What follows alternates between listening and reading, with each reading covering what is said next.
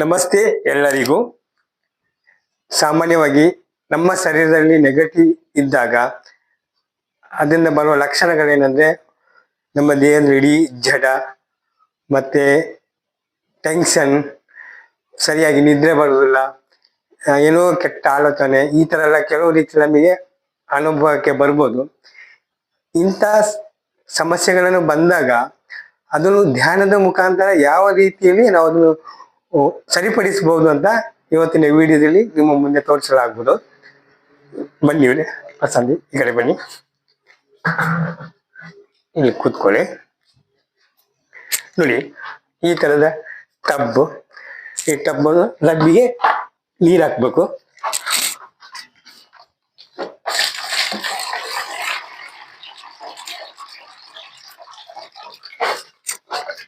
ಇದು ನೀರು ಎಷ್ಟು ಹೇಳಿದ್ದೆ, ಇಲ್ಲಿ ನಮಗೆ 1/4 ಗಂಟೆ ಇದೆಯಲ್ಲ, ಇಷ್ಟೇ ಬರಬೇಕು. ಮತ್ತೆ ಸ್ವಲ್ಪ ಒಂದು ಮುಷ್ಟಿ ಅಥವಾ 2 ಮುಷ್ಟಿ ಅಷ್ಟು ಉಪ್ಪು ಹಾಕ್ಬೇಕು, ಕಲ್ಲು ಉಪ್ಪು ಹಾಕ್ಬೇಕು. ಹಾಕಿ ಚೆನ್ನಾಗಿ ಅದನ್ನು ಮಿಕ್ಸ್ ಮಾಡಬೇಕು.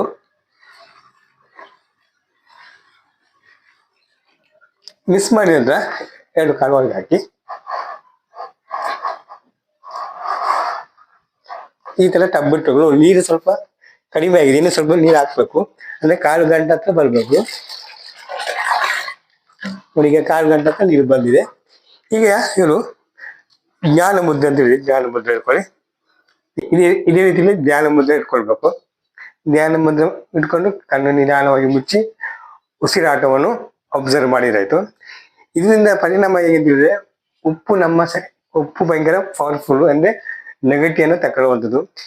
ನಮ್ಮ ದೇಹದಲ್ಲಿ ಇರ್ತಕ್ಕಂಥ ನೆಗೆಟಿವ್ ಮತ್ತೆ ನಮ್ಮ ಮೆದುಳಿನಲ್ಲಿ 2 ರೀತಿಯ ಮೈಂಡ್ ಇರ್ತದೆ, ಬೋಧ ಮನಸ್ಸು ಮತ್ತು ಉಪಬೋಧ ಮನಸ್ಸು ಅಂತೇಳಿ. ಈ ಉಪಬೋಧ ಮನಸ್ಸಲ್ಲಿ ನಮ್ಮ ನೆಗೆಟಿವ್ ಬ್ಲಾಕ್ ಆಗಿರ್ತದೆ. ಆ ಉಪಬೋಧ ಮನಸ್ಸನ್ನು ಈ ಉಪ್ಪು ಏನು ಮಾಡ್ತದೆ, ಅದು ಕ್ಲಿಯರ್ ಮಾಡ್ತದೆ. ಕ್ಲಿಯರ್ ಮಾಡಿದಾಗ ನಮ್ಮ ಮನಸ್ಸಿನಲ್ಲಿ ಅಥವಾ ಮೈಂಡಲ್ಲಿ ಇದ್ದ ಯಾವ್ದು ಕೆಟ್ಟ ಆಲೋಚನೆಗಳು ದೂರ ಆಗ್ತದೆ. ಶರೀರದಲ್ಲಿ ಇರ್ತಕ್ಕಂಥ ಕೆಟ್ಟ ಎನರ್ಜಿಯು ದೂರ ಆಗುವಂಥದ್ದು. ಈ ತರ ಒಂದು ಮಿನಿಮಮ್ 20 ನಿಮಿಷ ನಾವು ಇದೇ ತರ ಕೂತ್ಕೊಳ್ಬೇಕು. ಈ ನಮ್ಮ ಶರೀರದಲ್ಲಿ ಪೂರ್ತಿ ನೆಗೆಟಿವ್ ಹೋಗ್ಬೇಕಾದ್ರೆ ಮಿನಿಮಮ್ 4 ದಿವಸ ನಾವು ಇದನ್ನು ಅಭ್ಯಾಸ ಮಾಡಬೇಕು. ಮತ್ತೆ ನಮಗೆ ಬೇಕಾದ್ರೆ ವಾರಕ್ಕೊಮ್ಮೆ, ತಿಂಗಳಿಗೆ 2 ಸಲ ಇದನ್ನು ಮಾಡುವುದು ಉತ್ತಮ. ಯಾಕಂದ್ರೆ ಪ್ರತಿಯೊಬ್ಬನ ಮನಸ್ಸಿನಲ್ಲಿ ನೆಗೆಟಿವ್ ಬರುವುದು ಸಹಜ. ಅದನ್ನು ನಾವು ಸ್ವತಃ ಹೀಗೆ ಪ್ರಯೋಗ ಮಾಡಿ ಅದನ್ನು ತೆಗೆಯುವುದು ಒಳ್ಳೆಯದು. ಉದಾಹರಣೆಗೆ ನೋಡಿ, ಸಮುದ್ರ ಸ್ನಾನ, ತಿಂಗಳಿಗೊಮ್ಮೆ ಸಮುದ್ರ ಸ್ನಾನ ಮಾಡೋದು ಒಳ್ಳೆದು ಹೇಳ್ತಾರೆ. ಯಾಕಂದ್ರೆ ನಮ್ಮ ಶರೀರದ ನೆಗೆಟಿವ್ ತೆಗೆಯುವಂಥದ್ದು, ದೂರ ಮಾಡುವಂಥದ್ದು. ಈಗ ನಾನು ಸಹ ನನ್ನ ಸ್ನೇಹಿತರ ಜೊತೆಗೆ ತಿಂಗಳಿಗೆ ನಾವು ಸಮುದ್ರ ಸ್ನಾನವಾಗಿ ಮಾಡ್ತೇವೆ. ಅದೇ ರೀತಿಯಲ್ಲಿ ನೀವು ಸಹ ಸಮುದ್ರ ಸ್ನಾನ ಮಾಡ್ಲಿಕ್ಕೆ ಆಗದಿದ್ರೆ ಅಂದ್ರೆ ಇದು ಒಳ್ಳೆಯ ಪ್ರಯೋಗ, ಈ ತರ ಮಾಡುವುದು.